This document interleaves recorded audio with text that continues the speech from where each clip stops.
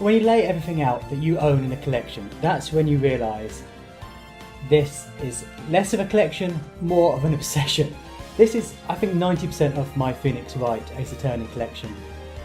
And I hadn't actually realised it was this much, which is a bit nuts. So how did I get into Ace Attorney? Well, it all started when I played Professor Layton and the Curious Village. Now, obviously, that is not a Ace Attorney game, but I found out that they were doing a crossover with Professor Layton and Phoenix Wright, and I hadn't played any of the Phoenix Wright games, but I love Professor Layton. So I thought, I don't want to join that series halfway through and not understand what's going on. I need to play the Phoenix Wright games from the start. So I did that. I joined quite late into the adventure. But what is Phoenix Wright? Well, Phoenix Wright is essentially a point-and-click graphic adventure, kind of a visual novel mixed in with a thriller and a murder story. Basically, you play an Ace Attorney, Phoenix Wright usually, sometimes a guy called Apollo Justice, occasionally someone else called Athena Sykes, and sometimes even an ancestor.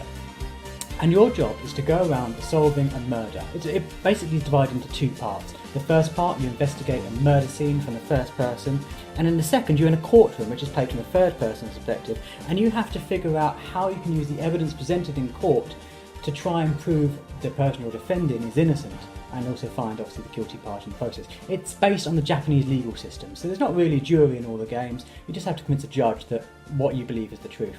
So what do I have here? This is, like I said, probably 90% of my collection. I've got some keyrings elsewhere, I've got more t-shirts like this. I'm not going to lay all those out, but obviously it's quite a lot. So let's go through briskly, because this is going to take a while if I do it in detail for each game. I have obviously the first one, Phoenix Wright. And for every game I own, I obviously own the European one, as I'm in Britain. I also own the Japanese copy. These two games are the same. There's no difference between them. One's not censored, except for the text is Japanese in this one and English in this one. I don't quite know why I need to own both of them, because I can't read Japanese. So this is kind of pointless. It sits on the shelf. I have the first game, Ace Attorney, Phoenix Wright. I have the second one, Ace Attorney, Justice for All, and obviously I have the Japanese version as well. And I have the third in the original trilogy, which is Ace Attorney, Trials and Tribulations. European version, Japanese version. Now, it's not often known, but these three games actually were ported to the DS. They started out on the GBA. So obviously I've got to get the GBA versions as well. There's the first one, that's Ace Attorney, Phoenix Wright. This is Justice for All, and this is Trials and Tribulations. Again, I can't play these, although I can actually put them in my GBA. I can't understand what they're saying because they're in Japanese. It went on, the series went on after that. We had the fourth in the series, which doesn't star Phoenix Wright. This is a brand new game made exclusively for the DS. It wasn't a GBA port, this one. And this stars a new protagonist called Apollo Justice. Here's the European version, here is the Japanese version. Again, I have two of them. After that, we had a bit of a gap where we went off into spin-off territory.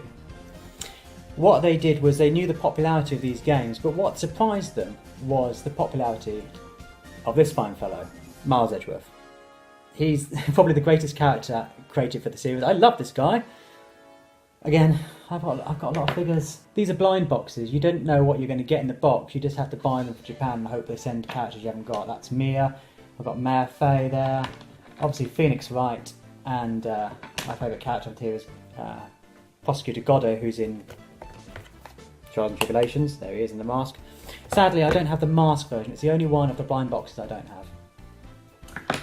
But yeah, so they created the spin-off, and the spin-off was called Ace Attorney Miles Edgeworth Investigates. This came out, and this is much more like a point-and-click adventure. There isn't the courtroom scenes in this, although they do appear in it. What's that? It's not the Japanese version, this is actually the American version. I have this because it's shrink-wrapped. So what happened after that? Well, they made a sequel to this game, but that only came out in Japan. So my European copy is actually a repro. Someone's gone through and there's a language translation patch which exists for it, and I've got a friend of mine who could burn that onto a cart.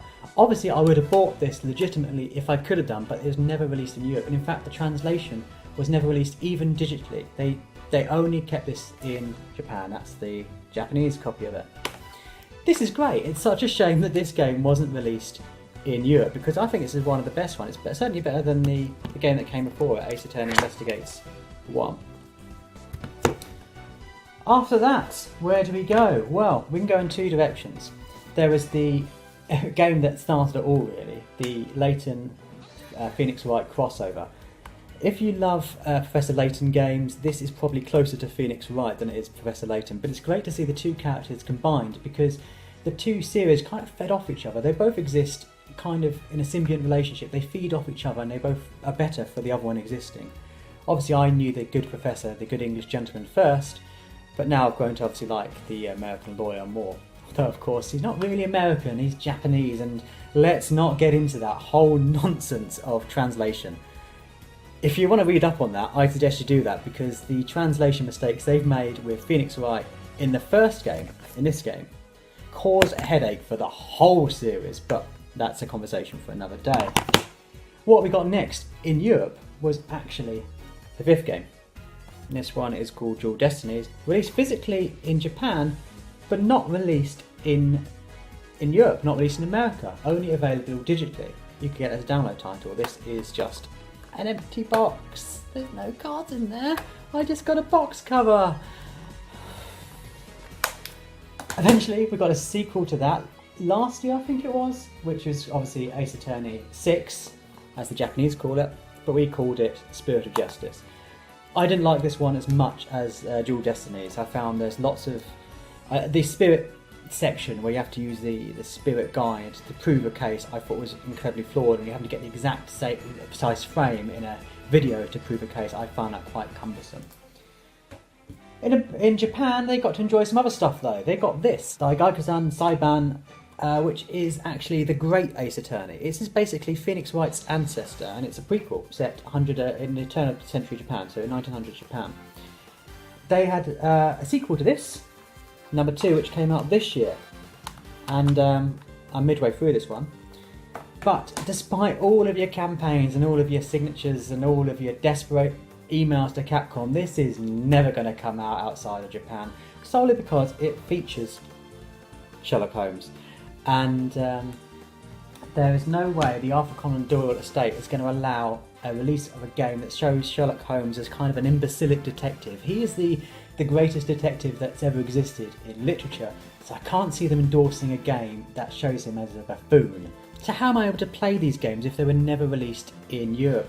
Well, fortunately there are people out there who have translated pre-played like a let's play and added all the subtitles, which shows what they're saying in English.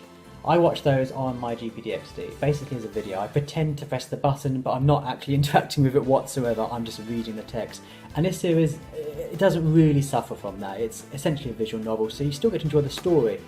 Again, I would buy these properly. I'll probably buy them multiple times if they released them in Europe, but they haven't, so I can't. What they have released in Europe is a load of download titles. So what I have is the Phoenix Wright trilogy, and this was the same as released on the iOS store, so it's HD remakes of the first 3 games, but released as a download only title for the 3DS. I prefer the pixel art. I appreciate what they've done with the HD graphics, but I do prefer the pixel art. I think it's got a charm, and I think that gets a bit lost in the HD remakes.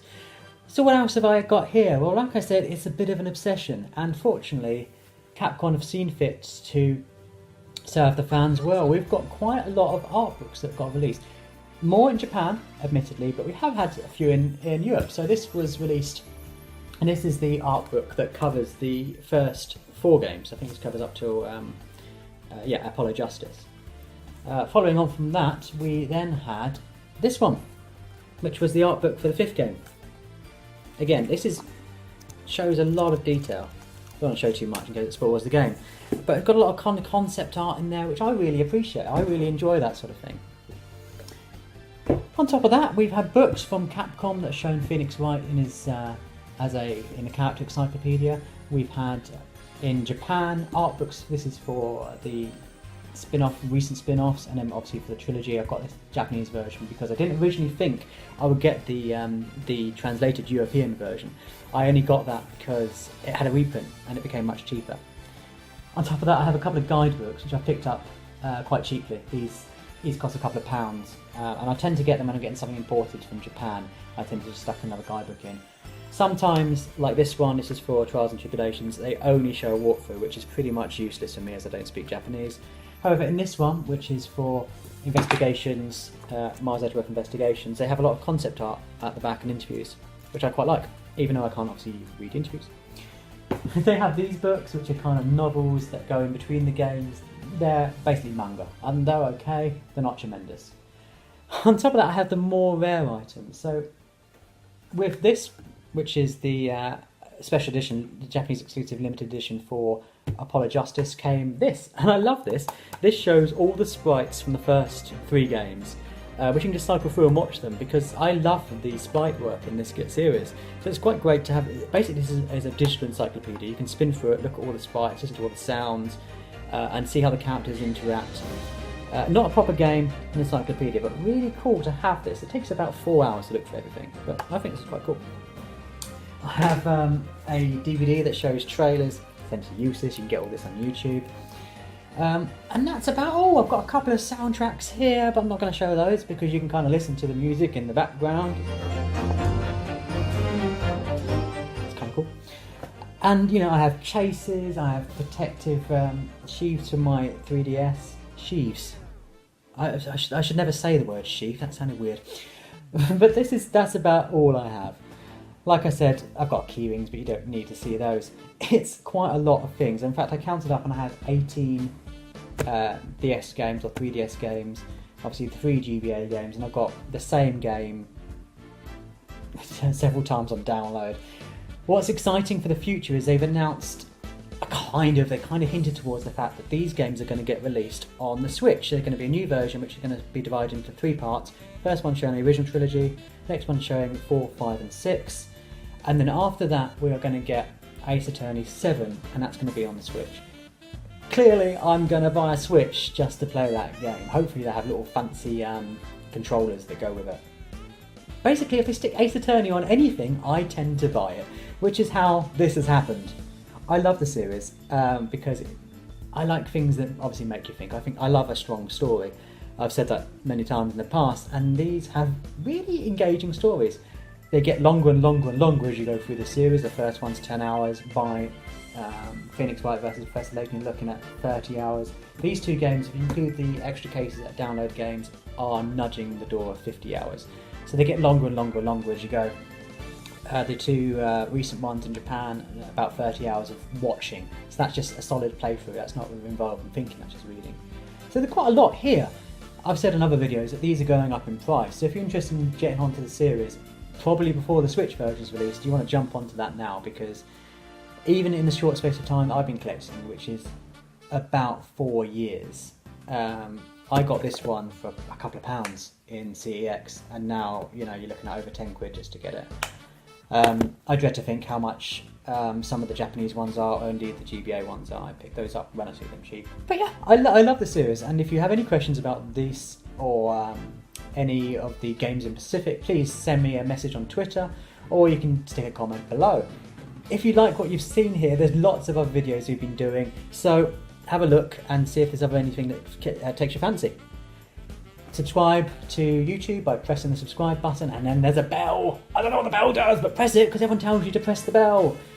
I hope you've enjoyed this, and I'm sorry I'm a bit obsessed.